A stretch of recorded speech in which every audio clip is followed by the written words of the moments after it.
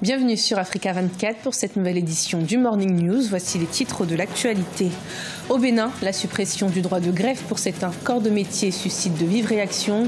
Les syndicats des magistrats notamment appellent déjà à la manifestation pour contester cette nouvelle mesure. Au Nigeria, les autorités procèdent au réaménagement du réseau ferroviaire, un projet qui vise à diversifier l'économie nationale jugée trop dépendante du pétrole. Et puis au Kenya, c'est la crise pour le club de football Gor Mahia. Le leader du championnat national peine en effet à honorer les salaires de ses employés et risque pour cela une suspension de 3 ans par la Confédération africaine de football. Au Bénin, le Parlement a annoncé le retrait du droit de grève au personnel de la santé, de la justice, des forces de sécurité publique ainsi qu'aux magistrats. Des mesures qui ne font pas l'unanimité et qui ont suscité de vives réactions. Les syndicats ont déjà appelé à des manifestations contre ce retrait. Le point avec notre correspondant Lefty Ounou, commenté par Corinne Kamseux. Au Bénin, le retrait du droit de grève à plusieurs corps de la fonction publique n'a pas laissé indifférents les acteurs sociaux des secteurs concernés. Au cours d'une modification de la loi portant statut particulier des agents permanents de l'État le 28 décembre 2017, l'Assemblée nationale y a introduit une disposition qui retire le droit de grève aux agents de la santé, de la justice et de sécurité. Le Parlement a ainsi retiré le droit de grève aux magistrats le 2 janvier 2018 lors de l'examen de la loi du 21 février 2003 portant statut de la magistrature. Cette manœuvre consistant à troquer le droit de grève, une liberté fondamentale, contre les avantages en nature ou en espèces.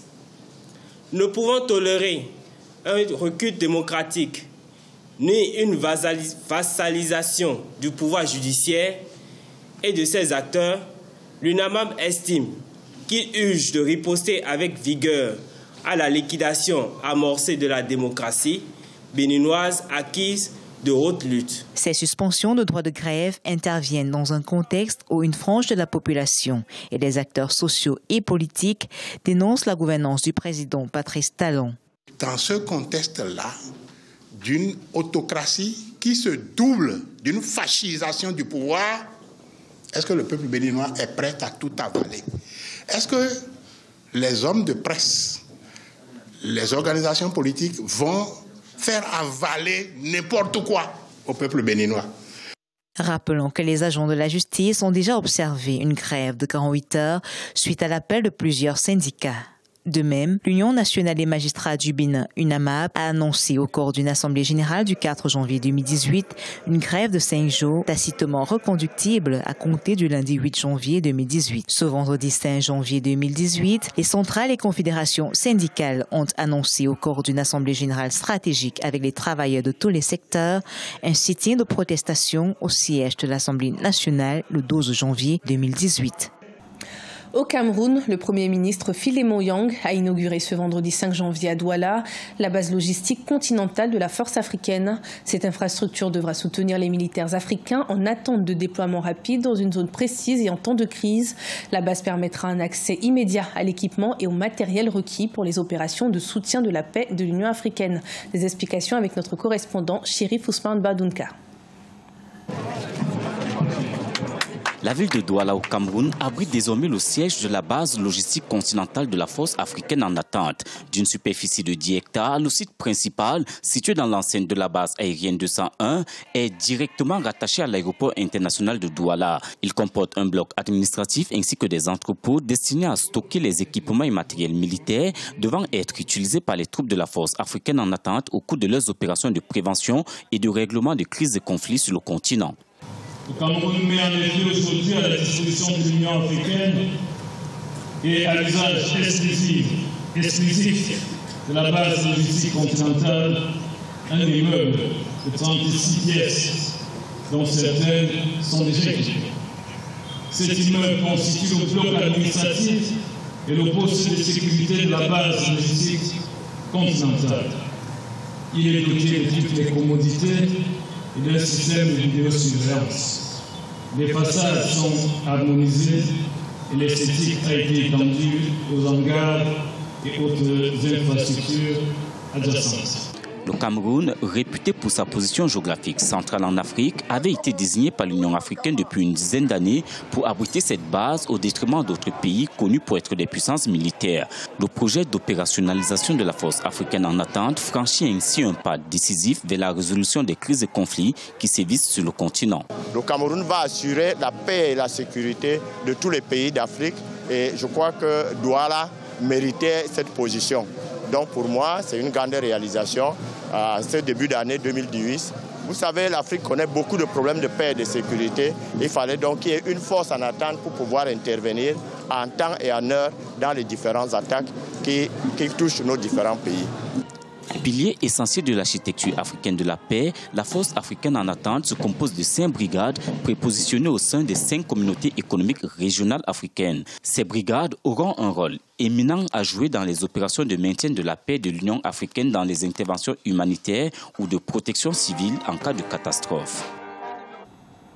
Au Nigeria, les autorités multiplient les initiatives pour la diversification de l'économie jugée trop dépendante du pétrole. Afin d'optimiser le transport des marchandises à l'intérieur du pays et vers les ports maritimes, un projet d'actualisation du réseau ferroviaire a été mis en place. Des explications avec Deogracias Podo.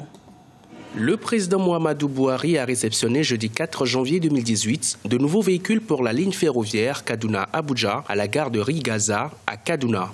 Il s'agit de 10 nouveaux autocars et de 2 nouvelles locomotives qui devraient permettre de réduire le stress des passagers, de plus en plus nombreux, et qui submergent les installations existantes. Le chef de l'État nigérian a réitéré la détermination de son administration à mettre en œuvre avec vigueur le plan directeur des chemins de fer de 25 ans du gouvernement fédéral en vue de transformer le transport ferroviaire au Nigeria.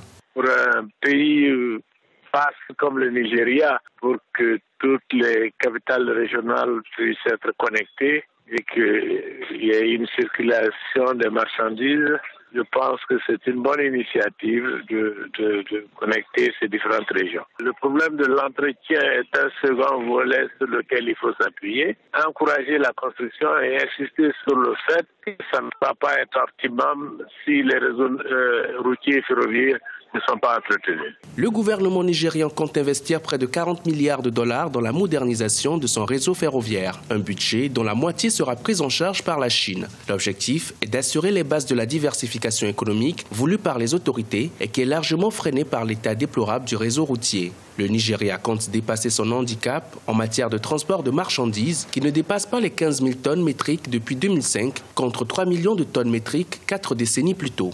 Une régression qui s'explique par l'absence de maintenance du réseau routier et ferroviaire. L'Afrique a été bloquée dans son développement, même des grands pays comme le Nigeria, à cause du manque de communication. D'abord à l'intérieur du pays et entre le pays et les pays voisins. Et tant que nous pouvons avoir des investissements de la part des Chinois pour pouvoir amorcer notre développement, je pense que c'est une bonne chose. Parce qu'en matière d'investissement étranger, figurez-vous qu'il n'y a pas de philanthropie. Les autorités nigériennes comptent investir 16 milliards de dollars pour assurer la liaison ferroviaire entre toutes les capitales des États qui constituent le pays. Un réseau qui devrait s'étendre jusqu'à la ville de Maradi, au Niger. Le projet est ambitieux et devrait être exécuté grâce à un partenariat public-privé. Au Kenya, le club de football de Gor Mahia pourrait faire face à une suspension de 3 ans de la part de la Confédération africaine de football. En effet, le club leader du championnat national traverse une crise financière sans précédent et se retrouve même dans l'incapacité d'honorer les salaires de ses employés. Des explications avec Cheikh Omar Bandaogo. Après l'augmentation à 35% de la taxe sur les paris sportifs au Kenya, la firme de paris sportifs en ligne Kenyan Sport Pesa a annulé 600 millions de shillings de sponsoring annuel pour la principale ligue de football du pays et d'autres sports. Résultat, plusieurs clubs sont confrontés à des difficultés financières. Le champion national Gor Mahia en premier. Il pourrait même surseoir à sa participation à la Ligue des champions africaine. We cannot travel. Nous ne pouvons pas voyager pour respecter nos engagements en participant à la Ligue des champions, parce que nous ne pouvons pas payer nos billets d'avion et notre hébergement en Guinée équatoriale dans un mois. Cela signifie également que nous devons annuler la formation à haute altitude que nous avons déjà réservée. D'autre part, nous allons bientôt être confrontés à un différend avec nos joueurs. Les années précédentes, nous vivions une période comme celle-là, au cours de laquelle nous recrutions de nouveaux joueurs pour renforcer l'équipe. Mais cette année, nous ne sommes pas en mesure de le faire parce que nous ne pouvons pas payer les joueurs pour rejoindre le club et aussi payer leurs anciens clubs. Mais il n'y a pas que la participation à la Ligue des Champions qui est compromise. Même à l'interne, il sera difficile pour le club de disputer des matchs. Le retrait de son sponsor a placé le champion du Kenya dans une situation d'incapacité financière totale. La situation que nous vivons est vraiment difficile. Nous ne pouvons pas payer les salaires de nos joueurs et ceux du staff technique. Cela a des conséquences parce qu'ils ont des familles et sont presque tous des locataires. Si le club ne trouve pas un appui financier dans les délais, son retrait de la Ligue des Champions sera confirmé. Si cela est fait, Gor Mahia devra faire face à une suspension de 3 ans de la part de la CAF. Ce journal a été préparé par l'ensemble de la rédaction. Merci de nous avoir suivis.